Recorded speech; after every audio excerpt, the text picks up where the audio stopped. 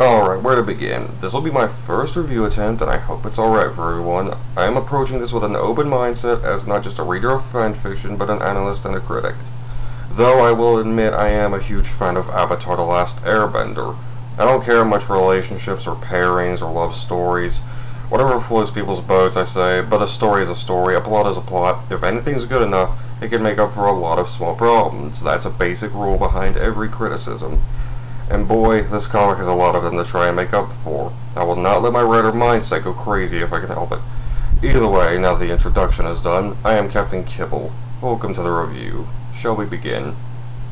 This comic was created by a Jacqueline Diaz, a absurdly hot girl who I will not show on screen for the fact I couldn't find any images that I could confirm were Jackie herself. But yeah, I couldn't get an image of her basically. I don't like to show people's faces during reviews either way, just in case they get slandered. But yeah, the comic itself started sometime in 2008 and ended in 2009. Quite short in actuality, but trust me, it feels like a lot longer. Jackie Diaz is also known for What Dreams May Come True, a Bleach comic that shares a very similar quality that I'll maybe get to at a later date. Though one thing that bugs me is the text on the cover itself. Zutara Topang fans call it a masterpiece of art, sweet tragedy, romance, and a moving story that captures the mind, body, and soul, DeviantArt. And from my experience, DeviantArt is a place of mixed ages, bronies, and Five Nights at Freddy's, and criticism, as well as a lot of tracers, but let's not dwell on that, shall we? Avatar: The Last Airbender started in 2005, went on for 3 seasons, I believe, and ended in 2008.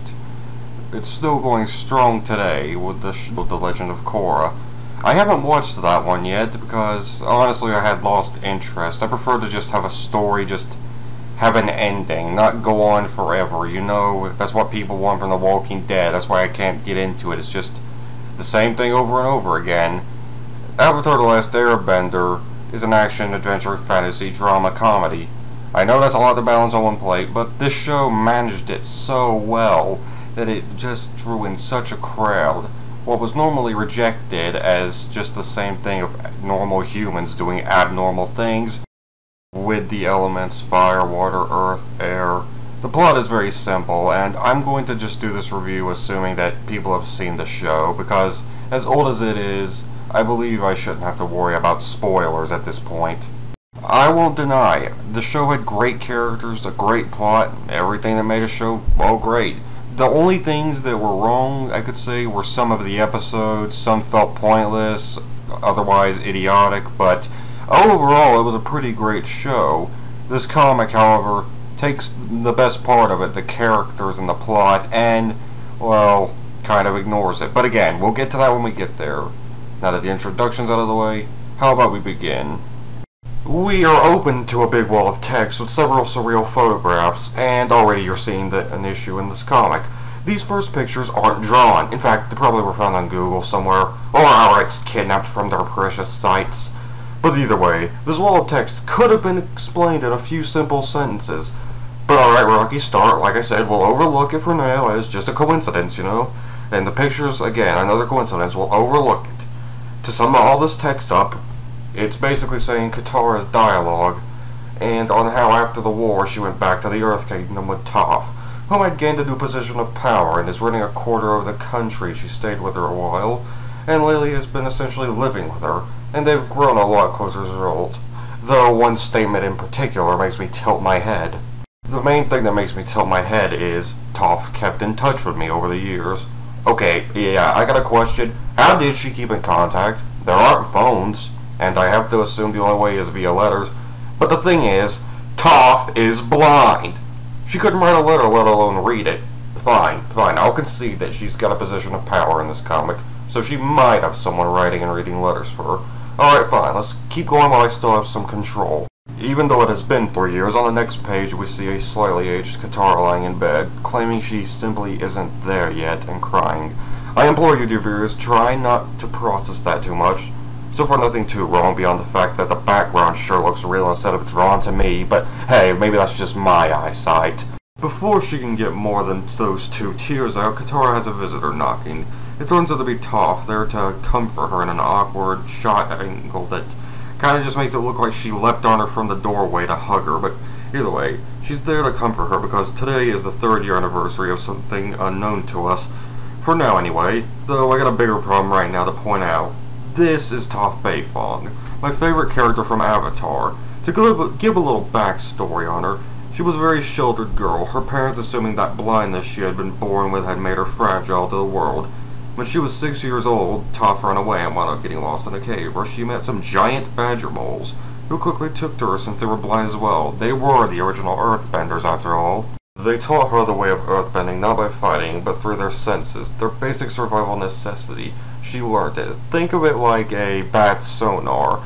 She can feel everything amongst the ground, whether it's in the air or not, but if it's earth, she can feel it. She can predict where people are going to move with it. That's how she does it. And as a result, she fought against the shelter life by secretly becoming the Blind Bandit, which led to her meeting Aang and company. She's the type of girl that'd show her affection by chucking a boulder at your direction instead of directly at you. This comic turns Toph into, well, not Toph. She goes around 100% of the time in those royal robes which aren't even drawn either. They were traced from 2 episodes, The Tales of Ba Sing Se, where Toph and Katara spent quality time together, and The City of Walls and Secrets, where Toph and Katara had to don disguises of royalty to sneak into a party to talk to the Earth King. So basically you're going to see mostly side-angle shots of Toph in this makeup and a fancy robe, no matter how contrary to the character it is. Before we continue on, I have to explain something about what tracing is, because I'm going to be harping about it quite a lot here. This is why I mentioned the realistic backgrounds earlier in contrast to the cartoonish drawings. Tracing, from what info I can gather, basically is exactly what it sounds like. You have some original that was created by someone, and then you trace the outline, adding your own little details in its place. Tracing is heavily frowned upon, and you should always credit the original artist for said work. However, the people who do support tracing mostly claim they approve because it helps people learn in art. Yet the few I questioned never could explain to me how, and I never could hear from them again, so maybe I'm not cut out for journalism work. Either way, back on topic of the comic, Katara and Toph begin talking about the pain that the waterbender is suffering from. We still have no clue yet, but Toph claims someone wants to see Katara as much as she wants to see them, and offering tea simultaneously. Even though I doubt Toph is the type to go sit out on the porch and drink tea, but this page does bring up another problem we'll see throughout the comic, which is the same scene being just zoomed upon in various angles. I cannot count how many times we'll get a close-up of someone's eye and seeing that same frame being zoomed out upon 3 different times. Either way, on this page we hear Toph's inner monologue about how her and Katara woke up this path every year for the last 3 years, since Katara requested some memorial shrine to be far away from the estate, and they imply that it's a mother's pain that never go away.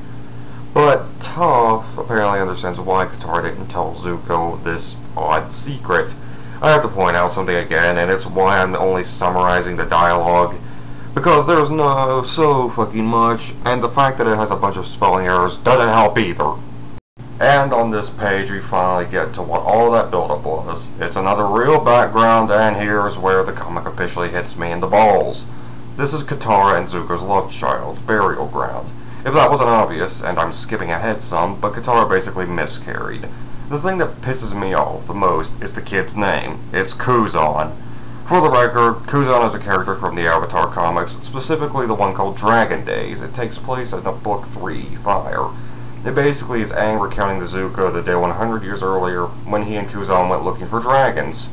It's complicated and a cute tale, I'd say check it out, but basically Aang used his name once in the episode of The Blue Spirit, wondering if him, Zuko, and Kuzan could have all been friends 100 years ago. Of course Zuko responded by attacking him, but still the fact remains that only Aang and Zuko are the only ones who know of Kuzan at all. And no, Zuko isn't around anymore. In this page we cut to 3 years ago, back when Katara was pregnant. I gotta say, it's quite odd how Toph hasn't changed a bit in the years. Katara's brother Sokka is feeling her stomach, trying to decide if the baby would be a firebender or whatever, though Sokka's face here is freaking me out! Katara grabs Sokka by the lapels and basically asks if he sent out invitations to everyone but the Fire Nation, and this is where they state Zuko's the father, though this does bring up another problem that has been getting on my nerves. and that is the lack of punctuation. There's none, so the sentences sound like a mess. Either way, Sokka states that if the Fire Nation knew that Katara was pregnant, Zuko's child or not, a war would break out. Why? What would that matter? If I recall right, at the end of Avatar The Last Airbender, all 4 nations agreed to make peace after Aang saved the day. Why should a nation care about who their Fire Lord knocked up? I'm thinking too hard again, aren't I? Right, onward to the next page. To sum this page up quickly, Toph catches Sokka in a lie with some horrible spelling mistakes added, mind you, and he is afraid to tell it first who he sent letters to. For the record, yes, Toph can tell when people are lying, but let's move on before I start harping again. Never mind, I immediately regret trying to rush through that last page. This page shows all my problems with this comic at once. The real background, the same image being zoomed out in different angles, the bossing say wall of fucking text, and the spelling mistakes. To quickly read it out, Sokka basically fucked up, didn't check where those messenger hawks were going to. And Toph tells him he's dead, and Mai, Zuko's current wife, would be angry too.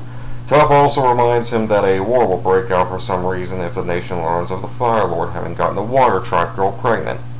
I wish they'd explain why the nation would care. Is this like Civilization 5? Where when a new person is born in the city, for some reason it makes them more unhappy? Nothing much to say on this page, just Sokka standing there with the same posture, looking nervously at his sister, who's looking out into the vast ocean of, where? This doesn't look like anywhere in Avatar. It doesn't look like a Water Tribe location. Let's just move on before I go crazy. Basically, Katara is talking to herself, wanting Zuko, who I remind you isn't there, to give her an answer. She claimed no one knew she truly loved him. You know, you kind of made me think you loved him after you two had sex, but whatever, maybe it was a drunk night scenario. To sum it up, Sokka tries to reassure Katara she isn't sounding as dumb as she assumes herself to be. He claims love removes the mask we fear, we cannot live without, and cannot live within. Okay, another question. Where did Sokka go? This isn't Sokka. It may look like him. Sure, the real Sokka was a nice-hearted guy. He was a comedic type who'd come up with battle strategies and try to rise to any given occasion.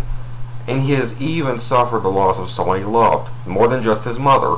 He lost Yui, the princess of the Northern Water Tribe, that he fell in love with the second he saw her. When the Fire Nation attacked, she became the Moon Spirit, and ever since her death, Sokka had felt guilt several times.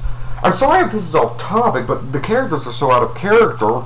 Sokka and Toph are my favorites of the show, and this comic just brainwashes them and changes them entirely. Back on topic of the comic. It suddenly starts to rain out of nowhere with no warning, literally in the span of 5 seconds as Katara begins to cry. She winds up crying into her brother's shoulder. And this brings up another problem with this comic. There is no emotion most of the time. It's usually just portrayed by tears and such, like, oh, there's a tear, that means she's sad. Which is the most pathetic way to portray sadness, because that's what our brain defaults to when trying to read someone's face. You see a pouty face and a tear, they must be upset. You see them smiling with a tear, they're dying laughing. They're going to do it a lot, okay? There's going to be a lot of tears in this comic, like more than they can bend. And in that very exact moment, we see Zuko standing on a fucking another real background, holding Katara's necklace, wondering if she can hear him too, like they got a feeling sonar or something. Though I highly doubt she'd part with the necklace, since it's not only a family heirloom, but also the most precious keepsake she owned since it belonged to her mother. And then the next page, Zuko is having a flashback to after the episode presumably where they hunted down the man who killed Katara's mother. They let him go, yes, but he claims that hug Katara gave him blossomed into much more, and apparently after he gave her a very realistic-looking flower that resulted in one kiss, he fell in love with her. Oh, boy, I am going all over the place in this review, aren't I? We go back to the present where we left off, where Katara is having trouble moving on still, believing if Zuko was here, then maybe Kuzan would still be here, though she hopes Zuko is happy, since it was a long time ago when love could have been possible. The one incredibly ironic point is the fact that Katara's birthday is the day after this horrible anniversary, and Toph claims that Katara hasn't given a real smile on her birthday in 3 years. Oh, how sad. Though she monologues to herself that Zuko should be here tomorrow. So we see in the exact same place, at the exact same time, Zuko writing a letter. He has been trying to keep in touch with Katara, Aang, and Toph, but Katara is the only one that never seems to respond to him. Ever since then, he married Mai due to the fact it was an arranged marriage, mostly because her family was the most powerful in the nation under the royal family. He wouldn't blame Katara if she was angry at him, though General Iroh, unaged mind you, enters shortly after saying they need to talk. We see Suki. Wait, this is one of my servants? No, fuck, no, this is why Oh, sorry about that, dear viewers, I got a little angry. Anyway, this servant of Mai's claims she had been cleaning Mai's apartment, and she found something that belonged to Zuko. Iroh claims that Lady Mai's word may no longer have value, because she has been intercepting his letters to and from Katara for the last 3 years. Another huge wall of text later, and we find out that Sokka did fuck up all those years ago. Basically, Iroh had to assemble one of the letters, the only one that seemed worth a damn to look into. It had been torn apart violently by Mai. She knew that Katara was pregnant and decided to keep it secret, for some reason that I hope they tell us later. Iroh tells Zuko through a gradually closer zoom up of his side of his face that she was pregnant with his child.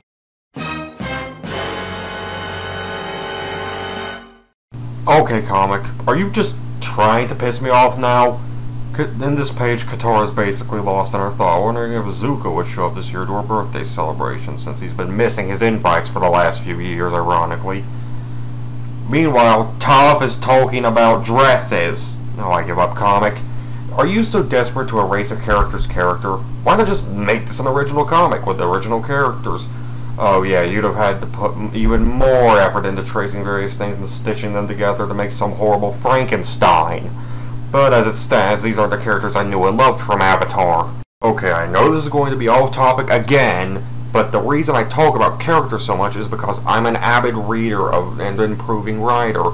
I have 2 editors for my YouTube channel, Bailey and Joey. In trade for helping edit my videos, I help them write fanfiction, no matter what it is.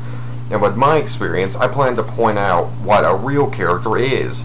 This is a character I created for one of their fanfictions. Her name is Belle, not even 9 years old. I won't go into too much detail here on the fanfiction in question, but basically her real father was framed into not being a fit parent when she was young.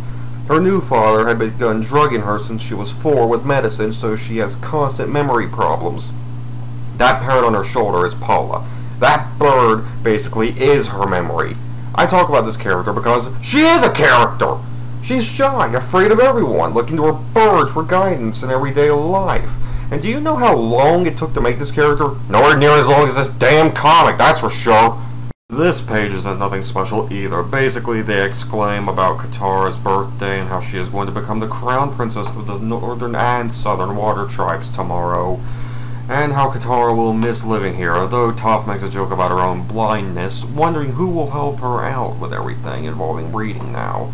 Though Toph asks what Katara will say to Zuko if she comes. She has no idea. In response, Katara asks what Toph will say to Aang when she sees him. The Earthbender doubts that Aang cares for her, and moves on to how she remembered their first kiss. It was like her body being lifted above the sky. His kiss alone felt very caring. And how she could live in that moment forever. I'm not saying this is creepy or anything, but by the end of The Last Airbender, Toph and Aang were maybe 14-year-old at most, so they'd be 17 now. I guess it's alright to describe a kiss as much like this. I mean, it's just a kiss. It's not like it'll go deeper and creepier later. Right? Toph has woes to how it was a long time ago, claiming that it was just young love. Though she also admits to Katara that her strength emotionally surpasses hers by miles. And after they cheer, Katara insists this party will be great, with or without their friends there. Though I do have to question why they've been holding these teacups, I think, for the last 2 pages with their knuckles, this weird style. Let's just move on, dear viewers. We cut to, oh, for the little fucking velociraptors. Can this comic stay in one scene for longer than 3 pages? Yes, I get it. They're transitioning between what Zuko and Katara are going through separately. Katara being stuck emotionally in the past, and Zuko being stuck emotionally in the present now. That's fine, but it's so poorly handled that I can barely remember what is happening half the time. Though basically this page is Mai having her hair done by two of the servants, even though they don't look like they're doing much, and Zuko comes storming in angrily. Zuko demands that the servants leave him and his wife Mai alone, as he demands an answer to the question, is she a traitor? And she says she has no idea what he's talking about. He fucking grabs her and throws her to the ground in a very confusing few frames where it looks like he didn't actually move at all. But yes, he still claims she's a traitor, and informing her that he saw all the letters she had been hiding. One thing I find funny about this is, he wants Iroh to call him by his name, yet when his own wife does it, suddenly we gotta slam all the brakes here. And on this page we see an argument break out between them, Zuko accusing her that she could have very well caused a war just by keeping this information secret, though Mai argues that the Fire Nation Senate would in no way let a love child between a fire and waterbender sit on the throne. Though that isn't her main motivation, she claims it was all because she loves him. Oh, well that fucking makes everything okay then, doesn't it? And as a result, Zuko screams that he never even loved her, causing her to burst into tears again. I still have to ask, why the fuck does anyone else care who Zuko got pregnant? I know, having an affair is bad and all, but from what Mai says, it sounded like a fucking war would have broken out with or without them knowing about the kid. I'd also like to point out how Zuko is berating his wife, even though he had an affair! And here we are, the last page, and it's full of spelling mistakes. Basically, Zuko claims Mai is a selfish bitch who did this all for herself in the end, and says that she made it impossible for him to love her, and Zuko would strip Mai of her title tonight and ban her from the palace. And that is the end, ladies and gentlemen. We have reached the end of Chapter 1. This comic, I went in there trying to be open-minded. I could have overlooked the tracing. I could have overlooked the spelling mistakes if the plot was good, and it was handled well. An affair between two nations possibly breaking out into a civil war, that has potential and probably has been tackled by something else. To my knowledge, I don't know what, but my research is lacking in that field. Either way, but they messed up some of the most important aspects. How they handled the story, the characters, everything about them I hated. When I was reading this at first, I kept having to tell myself, oh, this isn't based on Avatar: The Last Airbender. I should not have that mindset when reading something like this. I want to get immersed in the story, see what happens. But either way, dear viewers, I hope you all enjoyed this review, and I'll see you all next time when we look at Chapter 2. Goodbye.